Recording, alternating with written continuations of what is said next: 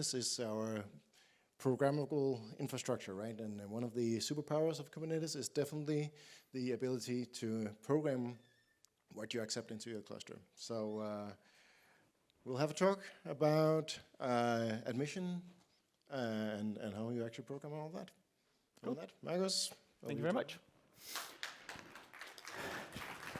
Hello, everyone.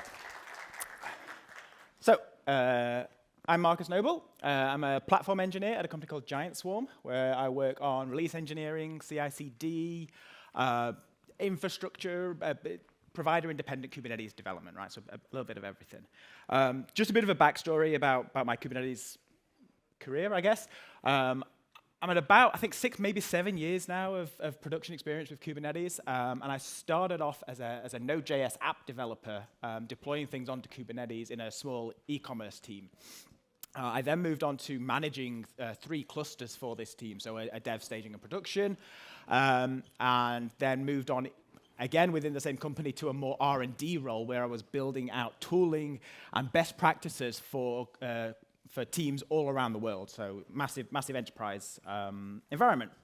I then moved to Giant Swarm, where I was a platform engineer, originally working on like AWS-based Kubernetes clusters using Capi and some Azure stuff, and more recently around CI/CD, release engineering, and testing infrastructure and things like that. So I've had quite a few different roles within the Kubernetes space and kind of different hats that I've worn along the journey. And I've picked up a few things along the way, and hopefully I can share some of those with you. If you want to chat to me at any point, I'm on the Fediverse at marcus@kh.social. I'm also on Blue Sky now, as well with everybody else, it seems, and a bunch of other places. You can find them all at marcusnobel.com if you want, LinkedIn or whatever. But let's crack on. So, dynamic admission control. When I talk about these, I'm talking about validating admission webhooks and mutating admission webhooks. If any of you have seen me talk in the past, you may know that I have a little bit of a love-hate relationship with these. Before we get too far into that, let's just make sure we're all on the same page as to what these are. So validating and mutating admission webhooks basically give you some system admin superpowers within your Kubernetes cluster and allow you to do basically one of 4 kind of areas that you can use them for. You can do things like defaulting. So this is where your mutating webhooks come into play. You can do things like automatically injecting image pull secrets into all pods that get created within a specific namespace, so you don't have to share those secrets with your app team, for example. You can do things like policy enforcement. So if you have certain restrictions that you want to enforce within your enterprise, you can use validating admission webhooks to do that. So for example, if you don't want to use you want to make sure your teams don't use the latest image tag and always use a version tag, you can do that through validation. There's also best practices. So if you want to make sure that your teams are deploying resilient applications that are not going to kind of have issues in production, you may want to enforce the use of things like a pod disruption budget or similar things like that. And then my favorite area that you can use these for is what I refer to as problem mitigation. So who here remembers the log4 shell issue from a few years ago? Yeah, cool. For those that aren't aware, this was a problem in a very popular Java application called log4j, which was really bad. It allowed you to get access to machines through this vulnerability. And it was deployed on a lot of things, like a lot of tools used this.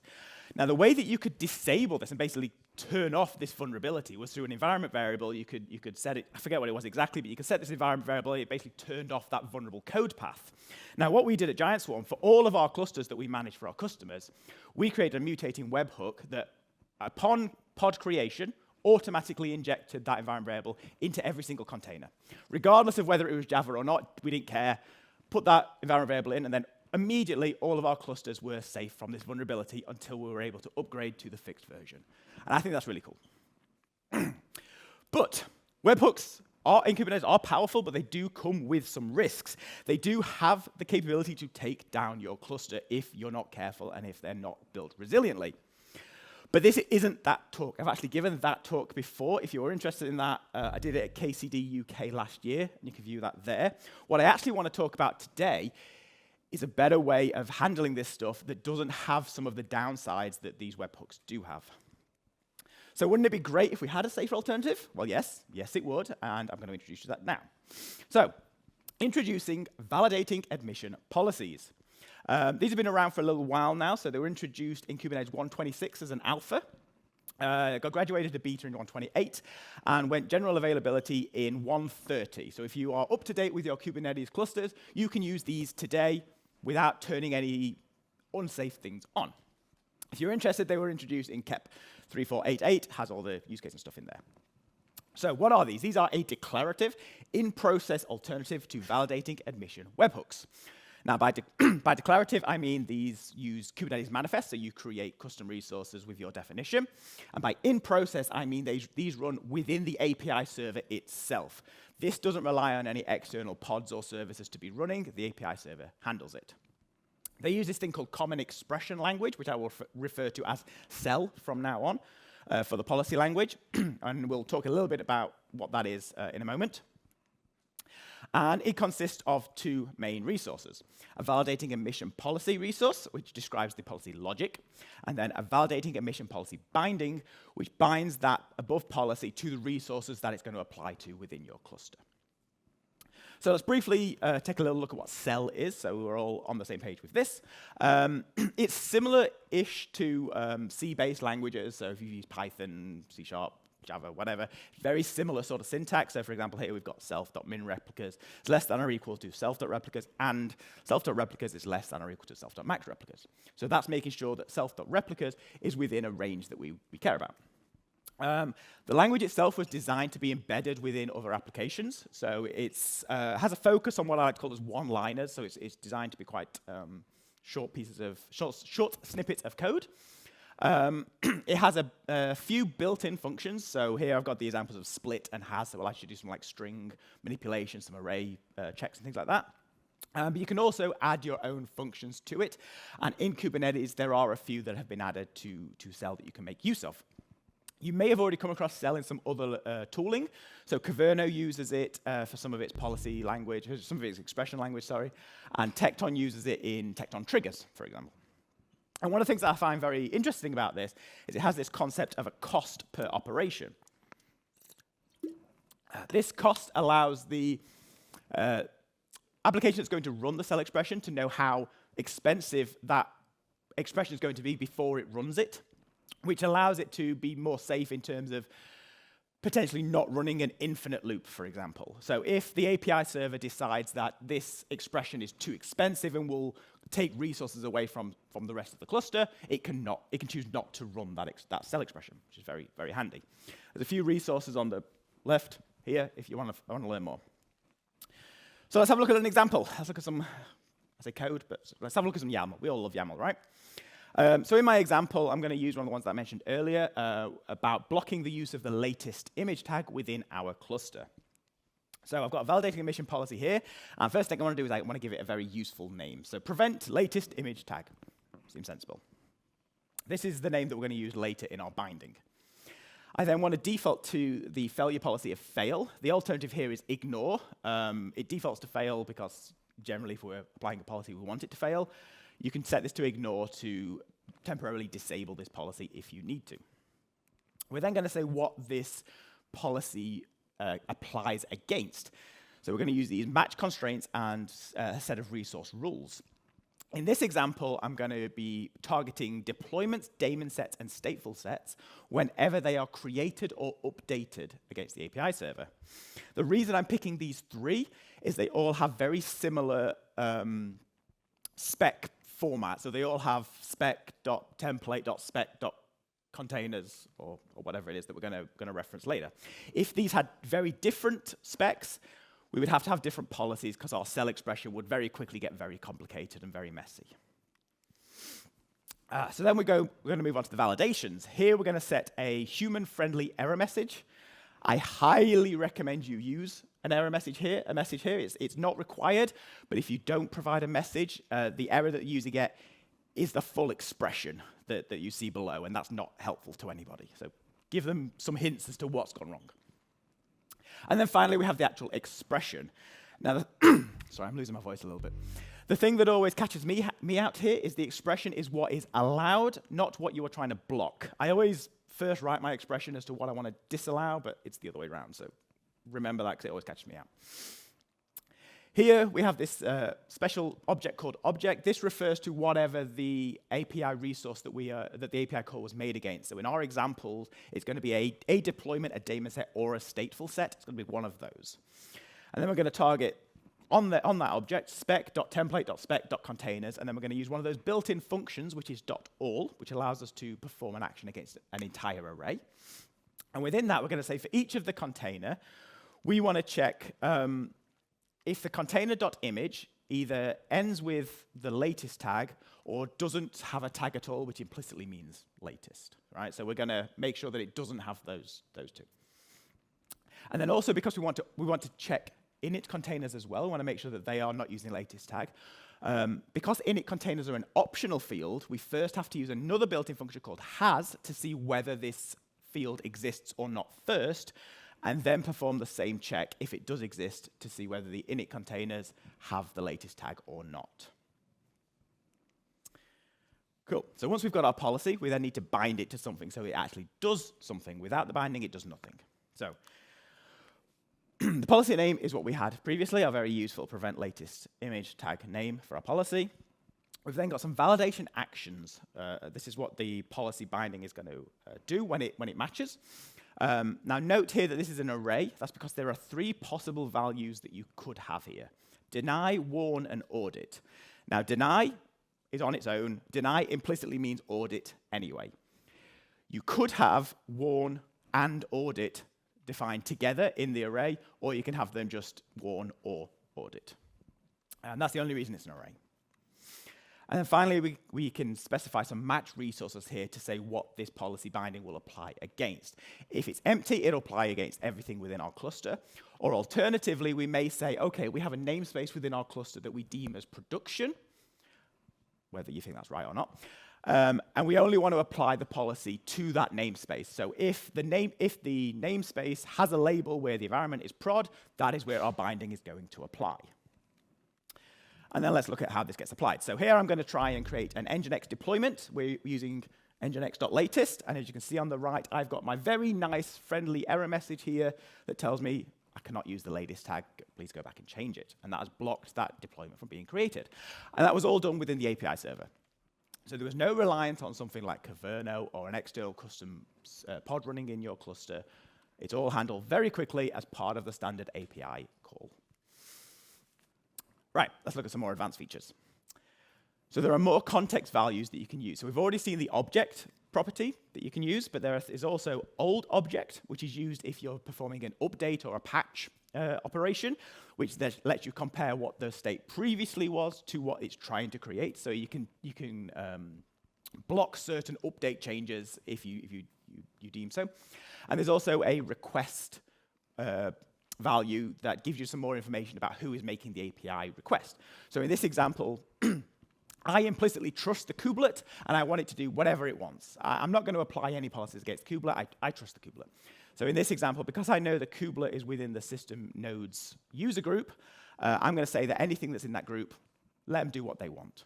And that's going to let the kubelet do whatever. We also have parameters. So it's possible to create a policy, a generic policy, and then have parameters referenced within that policy. That means your policy bindings can vary in different namespaces or whatever, but still use the same base policy.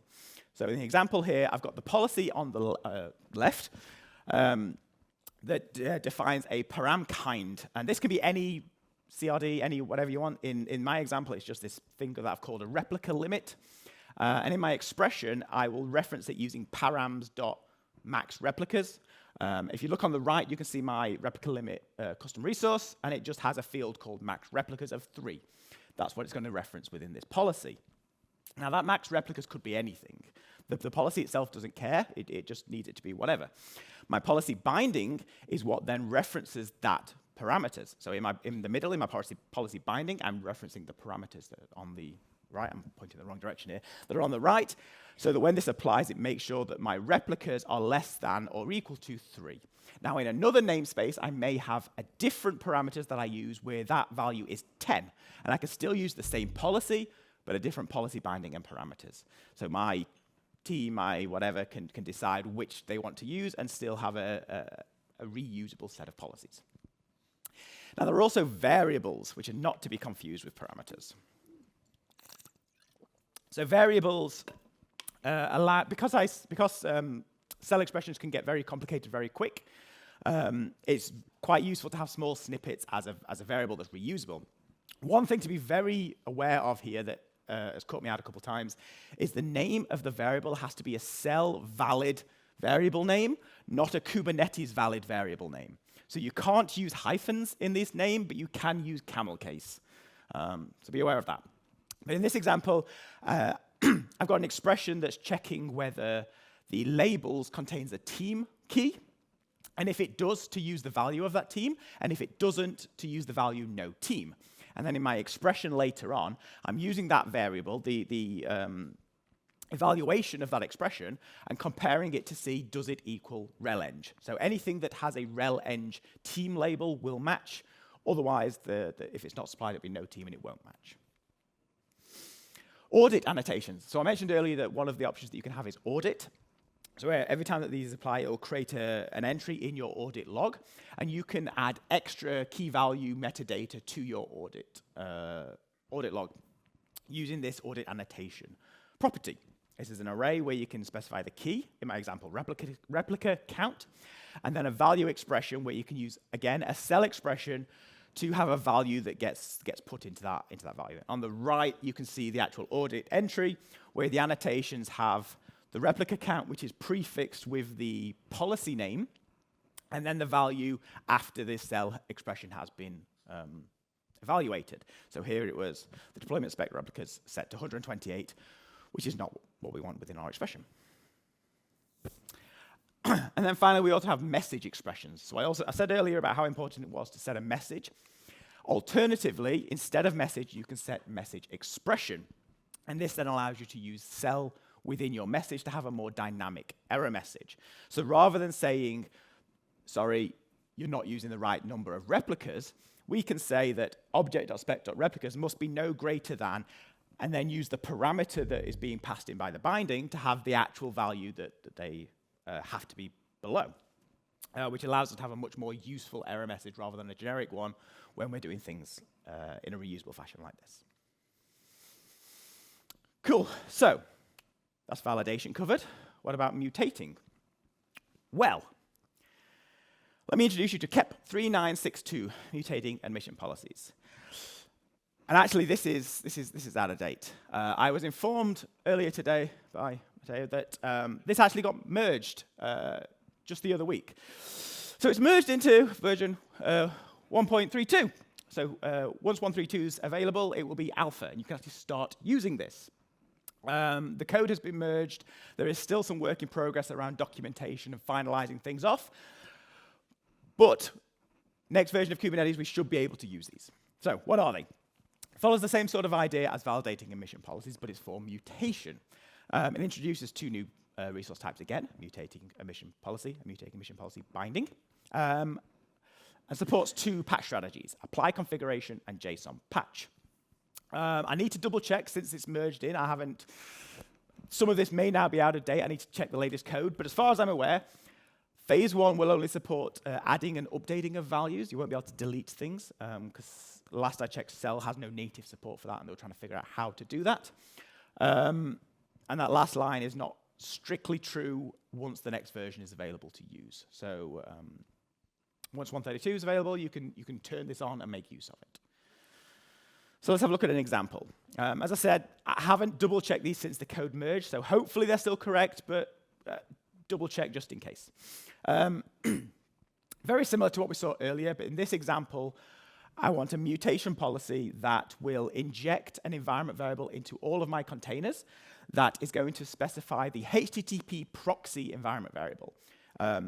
I'm in a private cluster, everything has to go out to a HTTP proxy, but I don't want to have every application team add that to their manifest because I may want to change it at some point, whatever. So really, I want the cluster to just deal with it. So we're going to do a match constraint. In this example, whenever a new pod is created, that's when we're going to inject this in. In this example, validations have been replaced with mutations, because that's what we're doing now, and it's the patch type that I mentioned earlier, so it's either apply configuration or a JSON patch. And then we got the mutation. Now this differs slightly from the validation in that object here with a capital O refers to a type within CEL. You see it's got the little braces as well. Again, caveat, because I haven't looked at the code since it got merged, but this may change how they do this. But in our example here, this equates to the spec of a pod, for example. So I'm doing in my spec.containers, again, using a map function rather than the all that we saw earlier. For every container, I want to I want to add in a new environment variable object in the env property that's going to contain my HTTP proxy name and value, and then append that to the rest of the environment variables that are already there. So that's going to go through and inject this into every single container that gets created whenever a new pod is created. Note here that we're not targeting init or ephemeral, just because space. And then the policy binding, very similar. Policy name, match resources. Nothing really to talk about here. So, I'm very much losing my voice, so I apologize.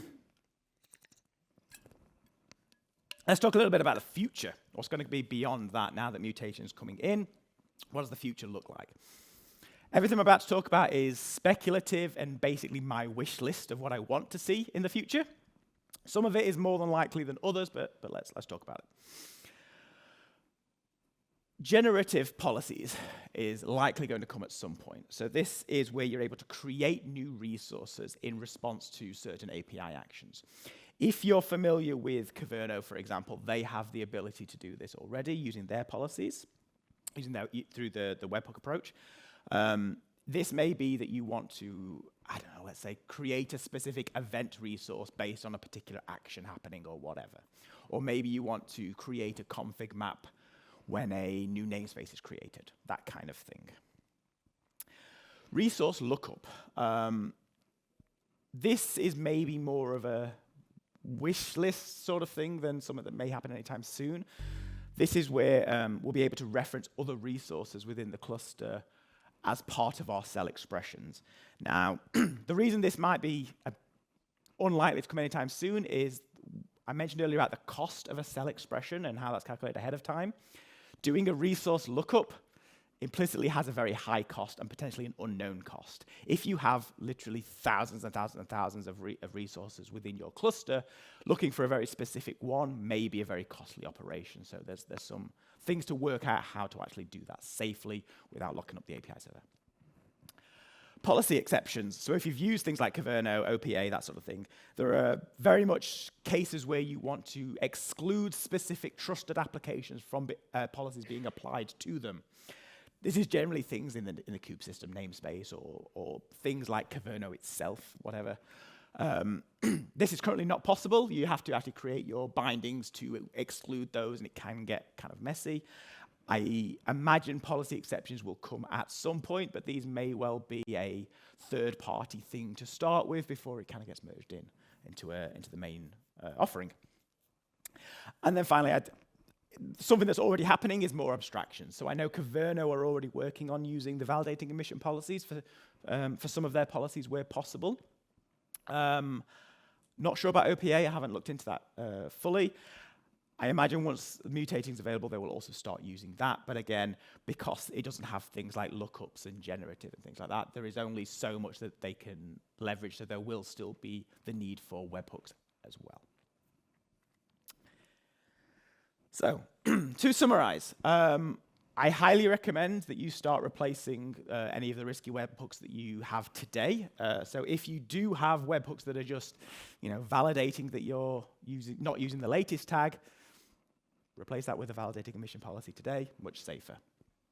As I said, they're generally available from 1.30, so you should be able to use them. Hopefully you're all relatively up to date with your Kubernetes clusters. We've not got any that are too old in here.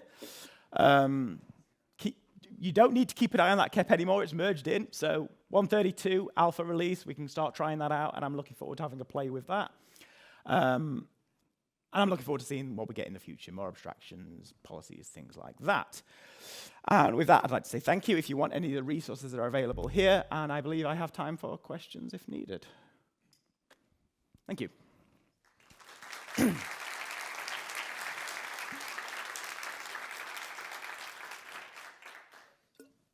Yes. First one. I'm very much losing my voice.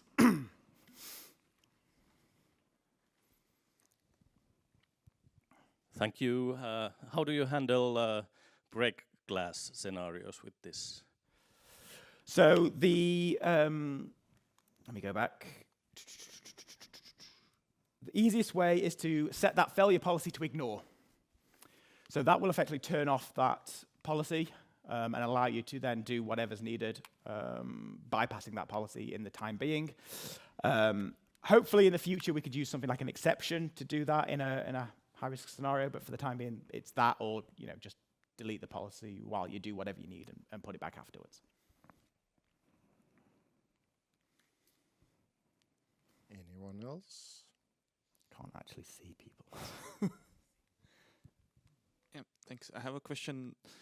So if you use validating webhooks, Kyverno and OPA are pretty common. Would you think this would be a good replacement for them? Or should we look at that? Or is Kyverno still stronger? Depends what you're using them for. As I said, I know at least Kyverno are working on supporting these under the hood. So in certain scenarios, I'm not actually sure if it's deployed, if it's been released yet or not, but I know in certain scenarios, it will use an admission policy rather than relying on its own webhook, which is a safer way for Kyverno to do it and still gives you all the niceness that Kyverno has. If you're just using it for something quite simple, like I said, if you're just using it to block latest tag or something simple like that, sure, replace what you've already got with something like this. You're reducing the amount of resources running in your cluster, and there's less things that could potentially break in during an incident or whatever. But I do think that if you are using one of these abstraction tools, they're going to go in this direction where possible anyway, eventually. So, yeah. Any others? Yes. So we are using Kyverno or Kyverno, and we have, shall we say, great benefit of the policy reporter and the policy objects that gets generated. Yeah. Something similar exist for this? The closest is the audit entry.